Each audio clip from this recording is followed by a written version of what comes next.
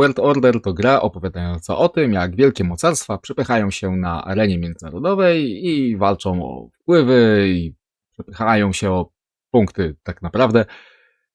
Problem jest tylko taki z tą grą, że ja nie mam żadnego wielkiego mocarstwa pod ręką. Ja nawet nie mam 3 znajomych, z którymi mógłbym w to zagrać. Na szczęście edycja rozszerzona gry, którą możemy normalnie dostać w sklepach u nas w Polsce, zawiera dodatek Dyplomacja i Dominacja i w tym dodatku są zawarte automy, które pozwalają grać samemu. No to ja od kilku dni sobie gram sam przeciwko jednej automie, przeciwko 2 automom, przeciwko całemu G20 autom nawet też zagrałem. I dzisiaj sobie pogadamy, znaczy ja sobie pogadam, poopowiadam wam o moich wnioskach czy opinii o tym trybie solo. Zapraszam.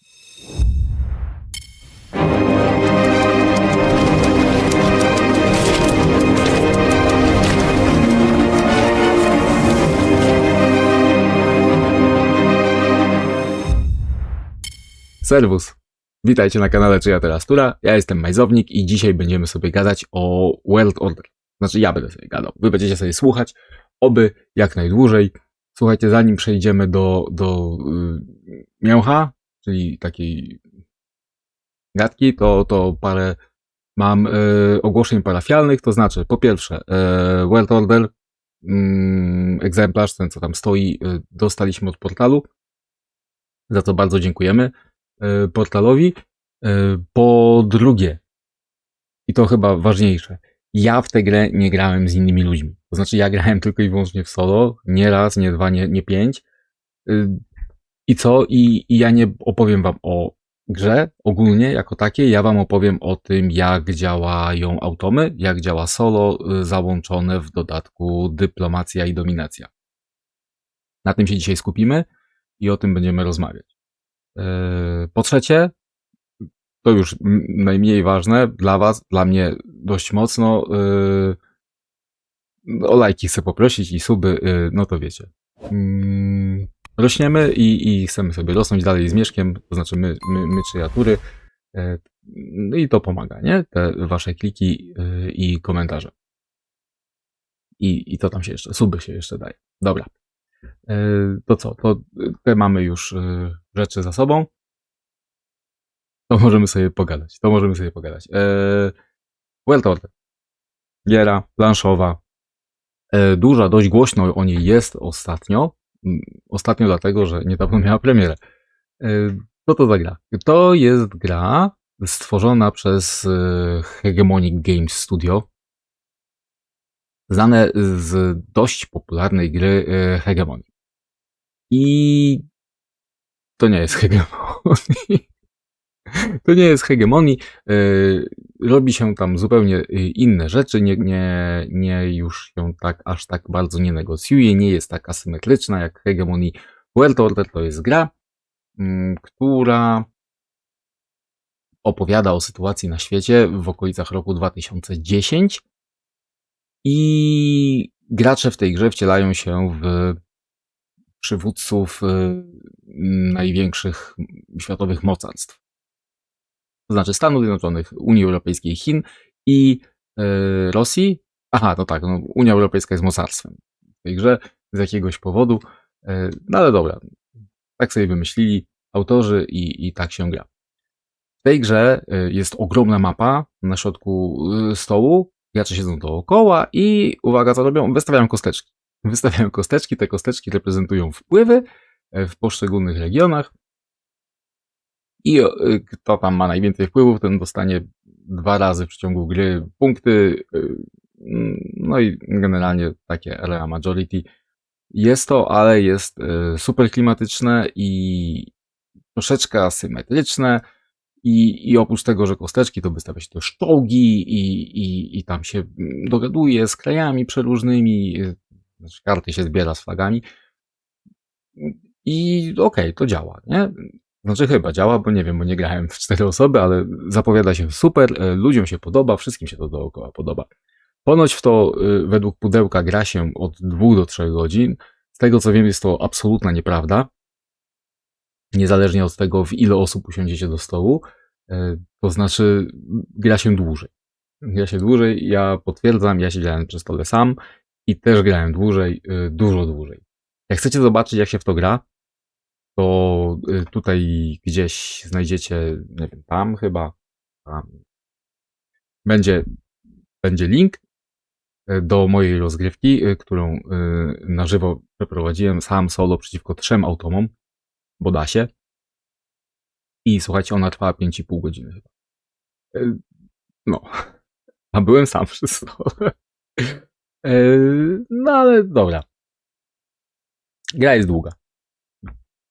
Bo jest duża. Tak, bo jest duża, jest długa, jest spoko.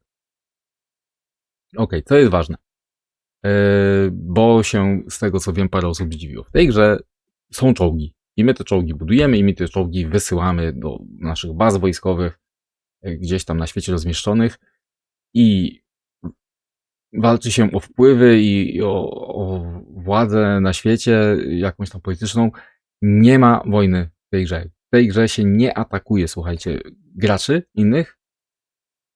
Te czołgi to są po to, żeby ich straszyć.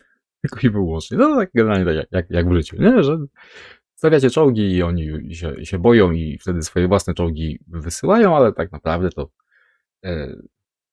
no to wystarczy. Także tam nie ma walki. Są kosteczki. Są kosteczki i przepychamy się i o. Jest mapa świata, ale my nie podbijamy tego świata, my nie zdobywamy terenów, my zdobywamy wpływy, bo po prostu sobie rozmawiamy z przywódcami pomniejszych krajów, takich niemocarnych i jakieś tam relacje nawiązujemy, nie? Czy to są gospodarcze relacje, czy jakieś tam po prostu polityczne. Tak to działa. No, to działa to w ten sposób, że zbieramy sobie karty reprezentujące te kraje i tam sobie takie tableau budujemy tych kart i możemy potem te kraje, znaczy właściwie to te karty, tak, wykorzystywać tam do różnych celów. Super jest, fajnie. Co jeszcze tam robimy? No tam jeszcze możemy sobie pohandlować, czasami nawet z innymi graczami, trochę, chociaż nie do końca. Super. Jest konkurencja między graczami, z tego co wiem. Ale jest też współpraca, jest spore pole do negocjacji. I tak to wygląda. Jak to się ma do solo? No to właśnie do tego zmierzamy. Ale jeszcze, czekajcie, komponenty, tak? Bo to tak powinna ponoć recenzja wyglądać, że się jeszcze o komponentach pogada. Komponenty są niezłej jakości, to wszystko tam, no wiecie, karty porządniaste, ja grałem bez koszulek i słuchajcie, zagrałem kilka razy i mi się nie pogięły karty i się nie wytarły. No nie, no karty, no normalne karty. Znaczy no normalne, z tych porządniejszych, nie? Duża gra porządna, to i karty porządne. Plansza ta duża, gruba, troszeczkę błyszcząca, ale to ponoć to ładniej jest wtedy, kolorowa, komponenty graczy, no to głównie mamy tam kosteczki, jakieś tam pionki do oznaczania punktów i różnych tych. Kosteczki są drewniane, kosteczki są plastikowe, takie półprzeźroczyste. Wszystko to dostajemy w takich fajnych pojemniczkach dla graczy. Każdy ma swoje własne pudełeczko, w którym to sobie może trzymać, segregować, to się nie wala po pudełku. Jest fajny insert plastikowy w pudle, wszystko się fajnie trzyma. Gracze mają też planszetki graczy, swoje własne, które są dwuwarstwowe i to bardzo dobrze, bo tam są suwaczki, się trzeba przesuwać suwaczki, przesuwać kosteczki. Jest też trochę tekturki. Tekturowe dostajemy żetoniki, które oznaczają tam zasoby. Co ciekawe, część zasobów mamy takie, że jeździmy po planszetce. Część zasobów jest taka, znaczy pieniądze są takie, że je zbieramy. Trochę żetonów też ląduje na planszy. Nie, na planszy nie lądują żetony. No dobra, lądują. Troszeczkę żetonów ląduje na planszy. Część żetonów ląduje na naszych kartach tych, które zbieramy. W ten sposób oznaczamy, że mamy tam w tych zaprzyjaźnionych krajach bazy wojskowe, inne takie rzeczy. No, żetony są, jak to żetony. No takie tekturowe, porządniaste, w porządku. No i te czołgi, o których wspomniałem. Czołgi to są te drewniane, drewniane takie, no co, no, to nie są meple, pionki drewniane. Ładne, pomalowane, oczywiście w kolorach graczy i mają ten taki biały rysuneczek czołgu. No okej, nie są różne dla różnych graczy, wszystkie wyglądają tak samo.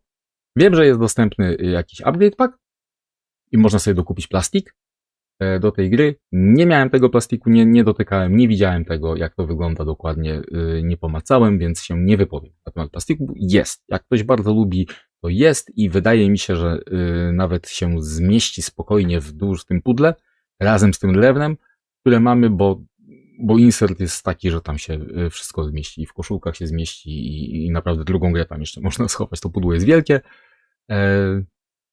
i spokojnie. Jest dodatek do tej gry. Oprócz tego dodatku, który jest zawarty u nas w Polsce w podstawce, czyli Dyplomacja i Dominacja, jest jeszcze drugi dodatek opowiadający o wydarzeniach światowych. Ja go nie mam, nie grałem, nie wypowiem się. Jedyne, co mogę powiedzieć na szybko, to można w niego też grać solo. Bo już mnie o to pytano i ja to sprawdziłem. Nie mam doświadczenia z tym dodatkiem. Okej, dobra, to tak ogólnie było o komponentach. Konkretniej o komponentach to mogę wam powiedzieć to, że karty są czytelne, ikonografia jest rozsądna, ale ta gra nie jest oparta jakoś super mocno na ikonach. Jest po prostu dużo tekstu na kartach i ten tekst jest zrozumiały. Jest zrozumiały. Karty są ważne, bo jest ich kilka rodzajów. Wspomniałem już o tych małych kartach krajów, z którymi nawiązujemy relacje, ale są też karty, nasze karty akcji, bo ta gra to jest gra karciana z planszą. No dobra, to nie jest gra karciana. Nie jest gra karciana, ale ma system wyboru akcji oparty na tym, że zagrywamy karty i robimy to, co jest na karcie napisane. Dochodzi do tego taki drobny deck builder, bo my sobie co rundę będziemy mogli dokupować nowe karty i one od razu nam trafiają na wierzch talii, no, to znaczy zaraz je dociągniemy, więc tak jakby na rękę. I co? No i wtedy mamy silniejsze akcje, mocniejsze akcje, coraz ciekawsze akcje. No okej, dobra.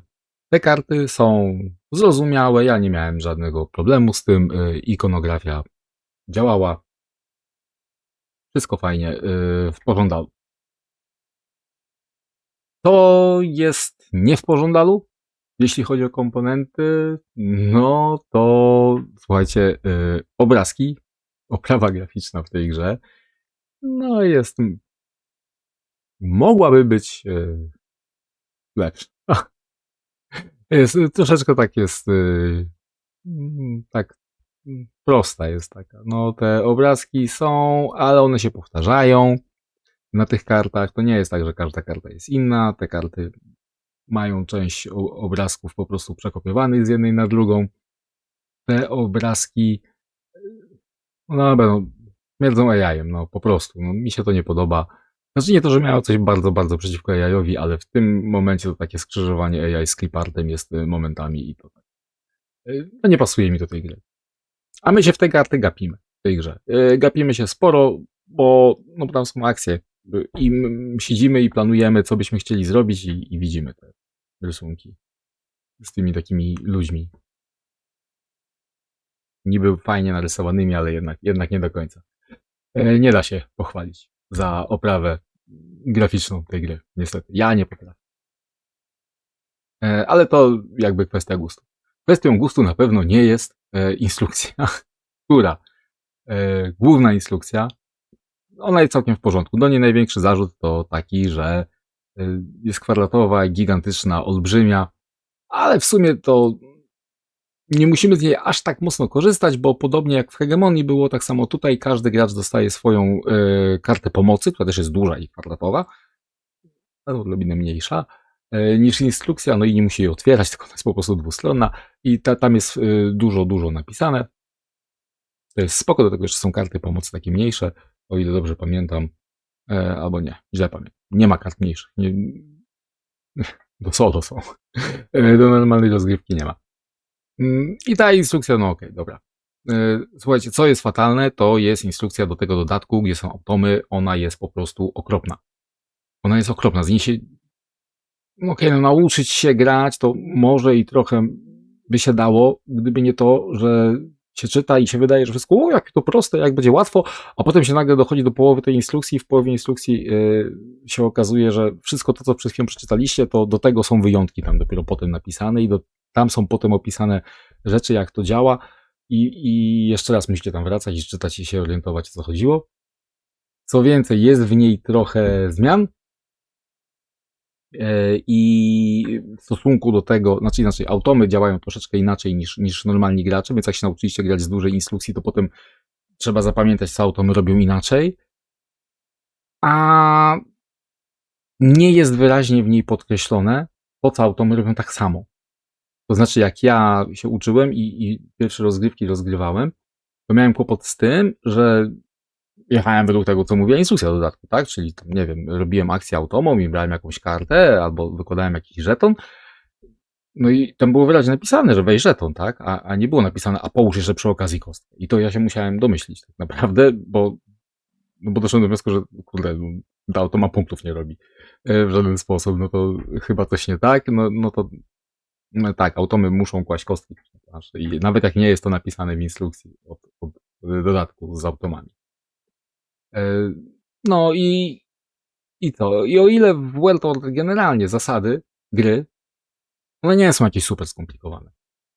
One są na pewno prostsze niż w Hegemonii. Na pewno dzięki temu, że asymetria jest dużo mniejsza niż w Hegemonii, bo w World Order to znaczy mocarstwa różnią się od siebie kartami startowymi, jakimiś tam początkowymi zasobami i to tymi kartami startowymi też się różnią tylko trochę, mają kilka innych kart. Nie mają jakichś super innych akcji, grają generalnie tak samo. Grają generalnie tak samo, troszeczkę inaczej od siebie punktują, tym się nie przejmujecie w trakcie gry. Więc gra jest prosta, zagrywasz kartę, robisz to, co jest na tej karcie napisane i kwestia tego, że musisz wiedzieć, jak to się robi, tak? No, ale nie wiem, z 6 akcji jest, które się musisz nauczyć, no, albo 8. No, niedużo. Niedużo. Trudność tej gry wynika, jej poziom skomplikowania wynika z tego, jak bardzo to wszystko jest zazębione i jak trudne decyzje gracze muszą podejmować. No i tyle. No i jak bardzo inni przeszkadzają nam w realizacji naszych planów. I to jest super. I to działa. To znaczy to działa, ja lubię jak gra nie jest trudna, dlatego że musisz zapamiętać 60 zasad i 127 mikrozasad, od których jest 16 wyjątków od każdej. No, wolę jednak, żeby poziom skomplikowania wynikał po prostu z szerokiego pola do decyzji gracza. I to działa. To działa fajnie w tej grze. No ale w momencie, kiedy macie jedną dużą instrukcję i do tego drugą małą instrukcję i ta mała instrukcja momentami robi coś zupełnie innego niż ta duża, albo przynajmniej trochę inaczej, a w innych momentach nie mówi, że to sobie zrób jednak tak samo, no to się zaczynają schody. Może nie jakieś super stromy, ale nie pomaga. Nie pomaga. Po samej obsłudze autom można powiedzieć no naprawdę sporo dobrego. To znaczy tak, przede wszystkim one korzystają z tych samych komponentów, z których korzystają gracze. Prawie wszystkich. To znaczy mają, niezależnie od tego z iloma przeciwnikami gracie, ja nie wiem, czy o tym powiedziałem na początku, ale można grać przeciwko dowolnej liczbie autom, bo w grze podstawowej jest już sposób na dodawanie, uzupełnianie do 4 ilości mocarstw przy stole, jeżeli nie macie wystarczającej ilości graczy. Przy czym to w grze podstawowej to wygląda na tej zasadzie, że tam ciągniecie kartę czy dwie i jakieś tam kostki wyskakują same z automatu. I to jest po prostu uzupełnianie, dopychanie kostkami planszy. To nie jest ciekawe. To tak starajcie się nie grać. Macie te automy w dużym pudle, grajcie z tymi automami. One nie wprowadzają jakoś dużo zamieszania. To znaczy tak, one też mają te talie swoją kart akcji i też będą ciągnąć karty akcji i będą po prostu wykonywać te akcje, jakie tam im karty wyjdą. Oczywiście będą to robić w losowej kolejności, ale jest to sprytnie zrobione. Jest to na tyle sprytnie zrobione, że to działa. To całkiem fajnie działa. Oprócz tego leży taka jedna planszetka, na której one mają tam kosteczki. No i tam jest jakaś decyzyjność, którą z tych akcji, na przykład ekonomicznych, jak mają zrobić akcję ekonomiczną, no to zazwyczaj robią inwestycje, tak? To znaczy tam dokładają żetony i kostki, ale raz na jakiś czas jeszcze muszą sobie pohandlować. To generalnie tak udają gracza, nie? I ta planszetka pomaga. Jest jedna planszetka taka, na której leżą kosteczki i ona jest wspólna dla wszystkich autom, niezależnie od tego, ile ich gra. Aha, ja miałem powiedzieć, że możecie grać z dowolną ilością. Możecie grać przeciwko jednej automie i wtedy sobie wziąć te 2 dopychacze kosteczek.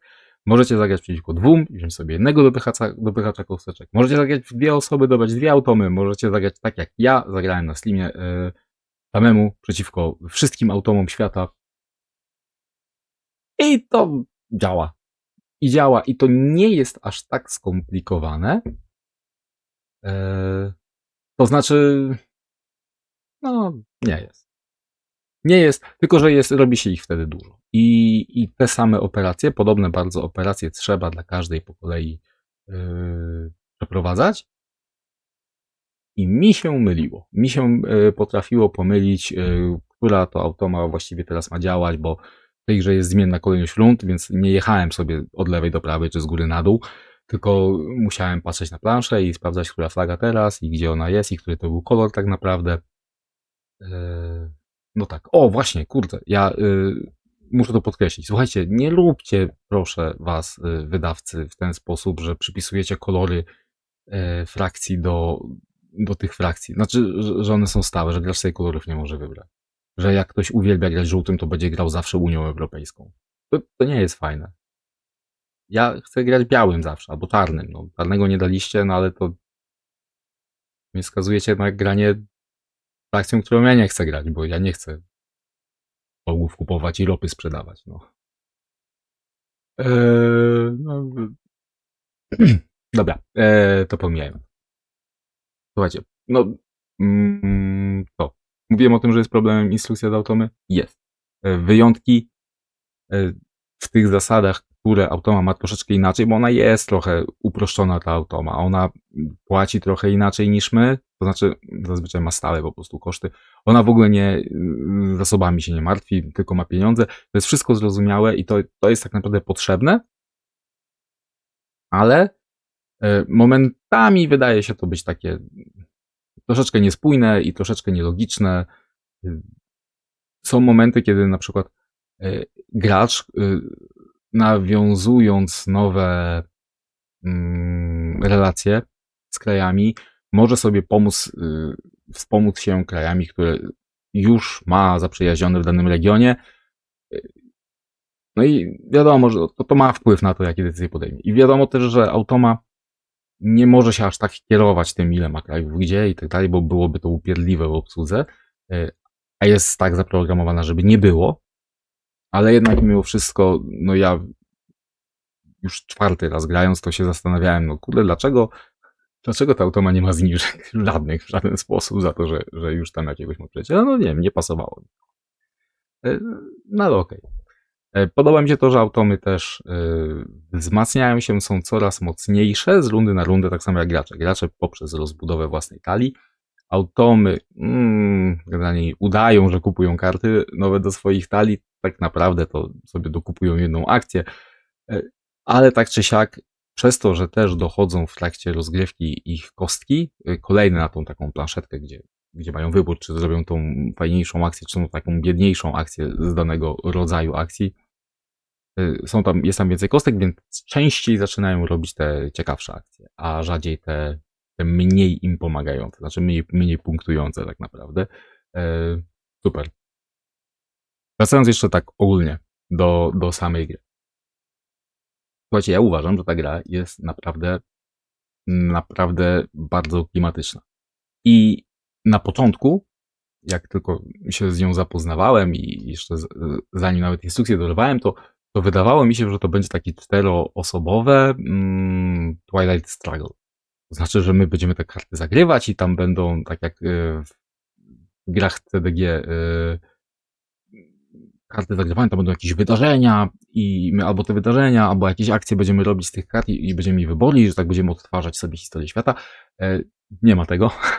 Nie, tutaj klimat jest obecny bardzo mocno, ale jest on naprawdę sprytnie wpleciony. Gra nie prowadzi za rączkę i ona nie mówi, że teraz robicie olimpiadę i coś tam, a jak nie chcesz, to dostaniesz punkty, albo przeciwnik dostanie jakąś akcję za to. Nie, czegoś takiego nie ma. W tej grze klimat wynika z tego, jak podzielone są strefy wpływów między mocarstwami na planszy, jak różnią się od siebie ich talie startowe, których generalnie będziemy używać praktycznie do końca, tylko wzmacniać je innymi kartami. One dają inne możliwości, inne akcje. Aha, są jeszcze takie karty mocy specjalnych, to też jest asymetria w tej grze i no one też pozwalają robić jakieś tam akcje generalnie, tak, tylko bardziej efektywnie.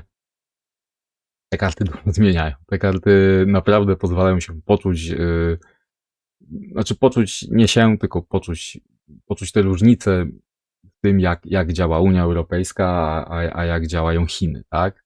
Że co innego robimy i tych kart jest też więcej niż normalnie używałem w trakcie rozgrywki, więc jakaś tam regrywalność też do tego dochodzi. Działa to? Fajnie. Jest czuć klimacior. Jest naprawdę czuć to, że ta Unia Europejska to ona nie potrafi produkować i musi, to znaczy nie potrafi produkować tego, co potrzeba jest na świecie, czyli ropy i zasobów naturalnych. Jedyne, co potrafi, to nastawić się na to, że będzie sprzedawać usługi i dyplomacją działać. No i taki jest plan, że tak, najpierw się tam zastanawiają w tej Europie, długo gadają o tym, że będą sprzedawać usługi, a na końcu i tak kupują ropę od ruskich. I to prawdziwe. Jest, nie wiem, klimat, ja wyczułem bardzo mocno klimat, jak się zorientowałem, że tam jest NATO w tej grze i NATO polega na tym, że Amerykanie i Unia Europejska się nie atakują nawzajem, to znaczy mogą mieć nawzajem swoje czołgi, jednostki wojskowe w strefach wpływów tych drugich z NATO i one się nie zaatakują, jest fajnie, nie? Ale jak przyjeżdżają Chińczycy albo przyjeżdżają Rosjanie, to oni się nie bronią nawzajem w ogóle. Każdy za siebie, tak czy siak, także jest...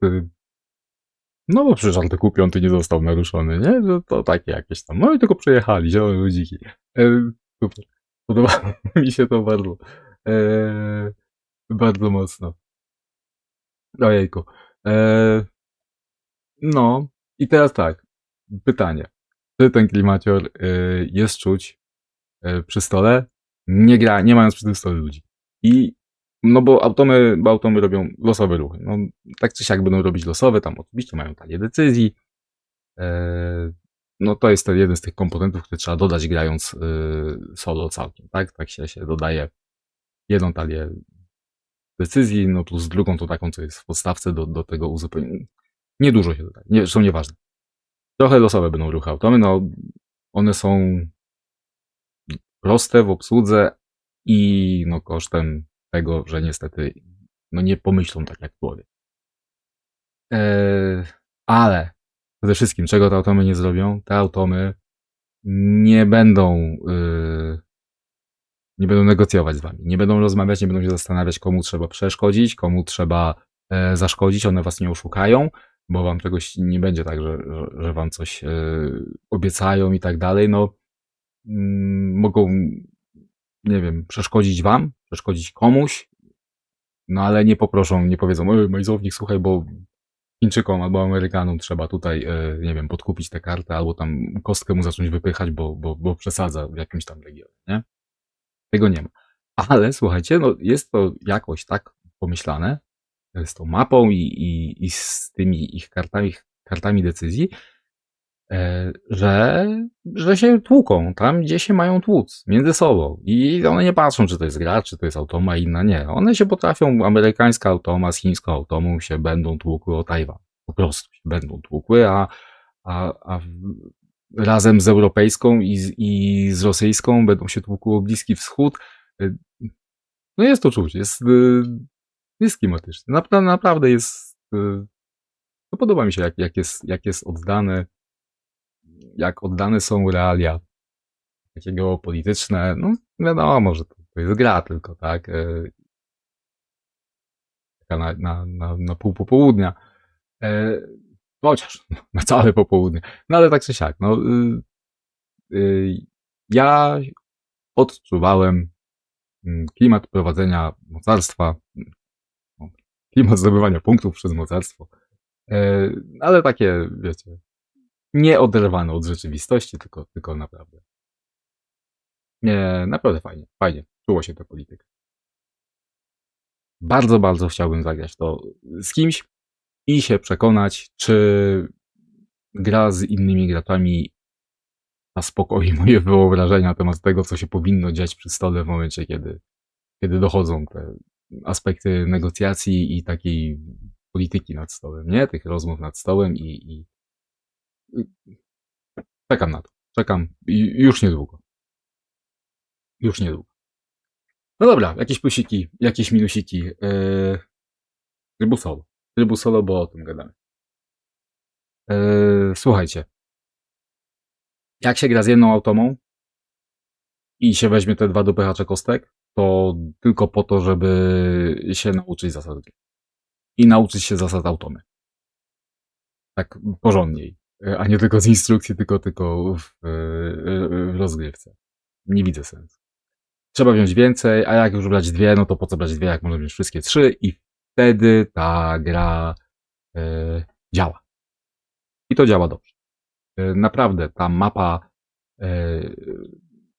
świata, tak, no ta mapa żyje i te kostki się tam pojawiają, i te kostki się przesuwają, i czołgi jeżdżą w prawo, w lewo, podkradają nam te kraje i wykupują te kraje, na których powinno im zależeć, tak im się wydaje przynajmniej.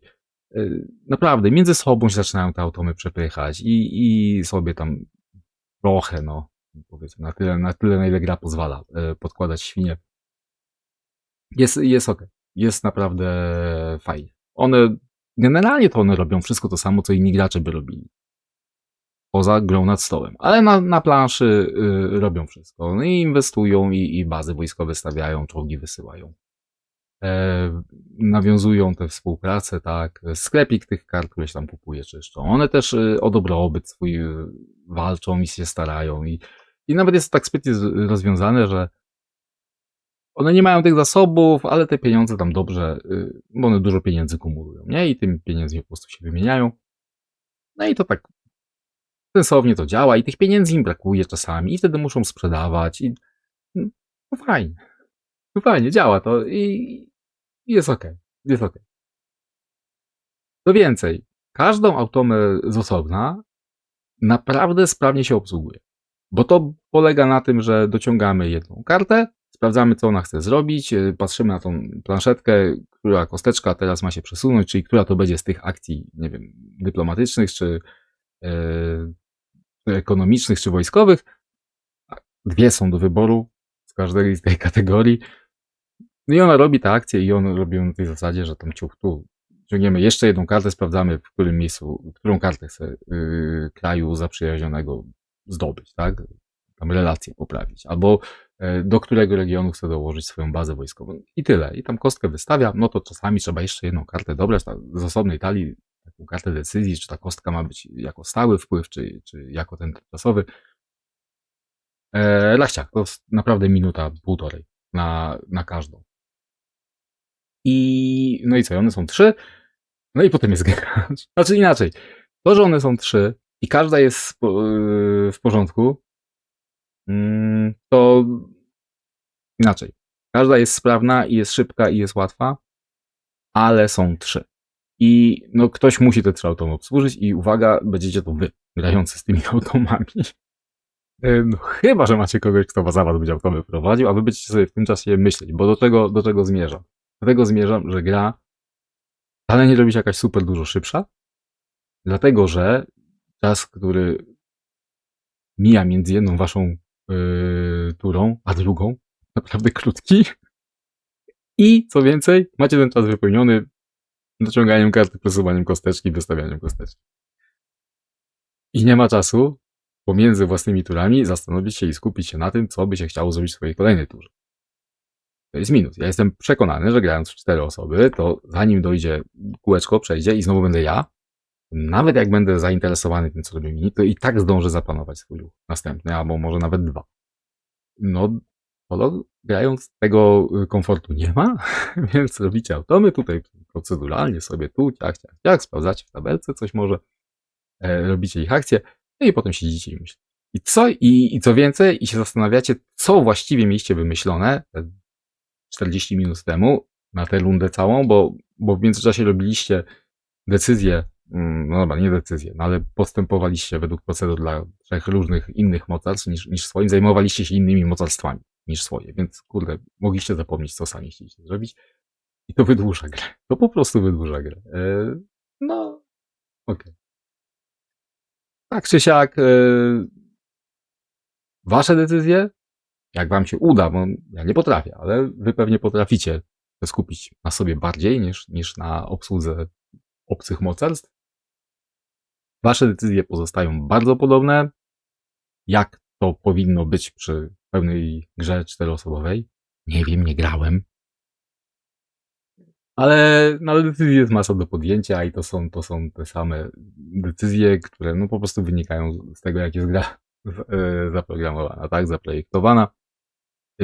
Nie robi się, wydaje mi się, że nie robi, znaczy nie zauważyłem żadnych takich mechanik wprowadzonych, które sprawiają, że automy wymagałyby od nas czegoś konkretnego, czego inni gracze by nie potrafili wymagać, tak? To nie ma jakichś takich specjalnych rzeczy, że musisz powstrzymać automę, bo nie wiem, automat ma zasadę specjalną, że jak jej pozwolisz na zebranie 6, nie wiem, zielonych kart, to automatycznie wygrywa, czy nie ma czegoś takiego.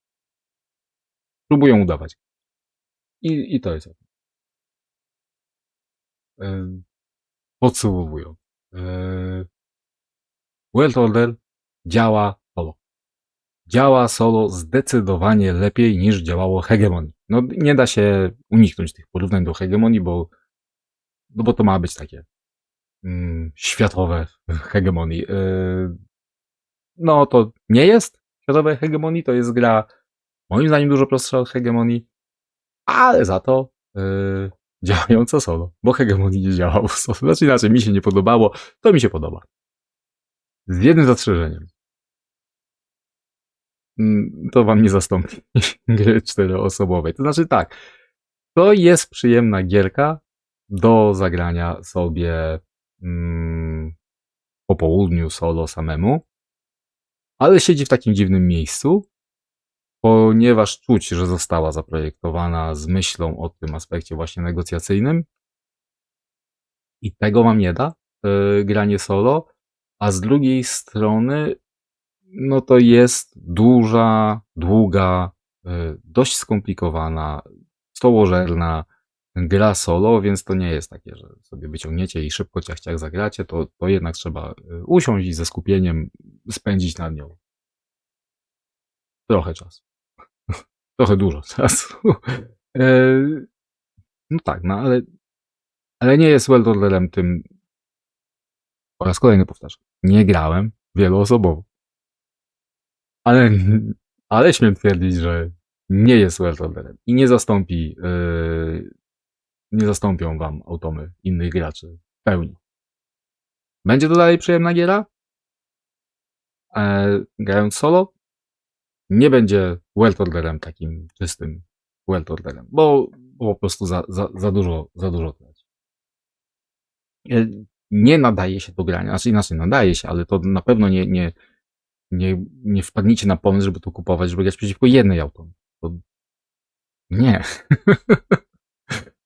Nie, tak samo jak chyba też nie będziecie grali w World Ordera 2-osobowo, nie? Tylko chcieli grać w pełnym składzie. Dobra. Czy to można polecić jako grę solo?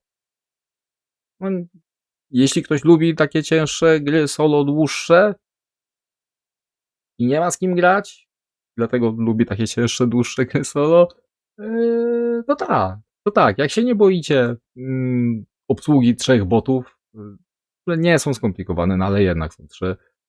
Jak nie przeszkadza wam, że będziecie siedzieć i więcej myśleć nad swoim ruchem niż wykonywać ten swój ruch i nie oczekujecie tych negocjacji, no to tak, no to działa, jest przyjemna, spoko, można polecić wtedy. Ale jak chcecie taką szybką solówkę, gdzie te automy są już takie naprawdę, znaczy automy, że tryb solo jest taki bezobsługowy, bo tam sobie robicie i się skupiacie na sobie tylko i wyłącznie, albo jeśli chcecie, żeby tryb solo czy automa w grze naprawdę imitowała wszystko to, co potrafi zrobić inny gracz, no to nie. No to nie. Znaczy w ogóle, jeżeli zobaczyliście czołgi i mapę świata i czołgi na mapie świata i chcecie sobie zagrać w grę wojenną, to też nie, ale to już nie ma nic wspólnego z trybem solo, to po prostu nie jest ta gra dla was, nie? Bo to nie jest, nie o to. No, także słuchajcie, dyplomacja i dominacja dodaje automy i te automy, one nie udają, że siedzi 4 graczy przy stole, one po prostu sprawiają, że gra World Order jest przyjemna, że mapa żyje, że tam się dzieje w tym świecie. No. I jest okej, jest okej. Także słuchajcie, działa to dobrze. Najlepiej będzie działać dla was w momencie, kiedy nie będziecie myśleli o tym, że to ma być ten World Order solo. Nie będziecie chcieli, żeby automy zastąpiły wam ludzi, ale będziecie po prostu chcieli mieć taką ciekawą, nawet nie zagadkę, bo to nie jest zagadka, ale taką układankę, którą proceduralnie będziecie sobie powoli, bardzo powoli rozwiązywać. Dzięki za dzisiaj. Idźcie w coś zagrać. Na razie.